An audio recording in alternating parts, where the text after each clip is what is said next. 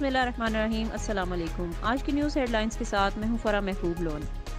इस्लामाबाद की एहतसाब अदालत ने साबिक़ वज़ीर आज़म इमरान खान के खिलाफ तोशाखाना और 190 मिलियन पाउंड डिफरेंसेस में आज होने वाली समाअत बगैर किसी कार्रवाई के 4 जनवरी तक मुलतवी कर दी है।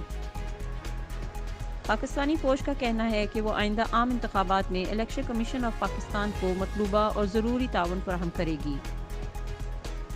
GHQ हमला केस, जिस्मानी रिमांड की इस्तदाद मुस्तरद।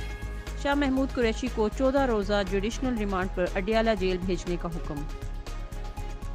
पाकिस्तान के महकमा मौसमियात ने आइंदा 24 घंटों के दौरान मुल्क भर में मौसम खुश्क और सर्द रहने की पेशगोई की है। न्यूज़ हेडलाइंस जानने के लिए चैनल 20 को सब्सक्राइब जरूर कीजिएगा।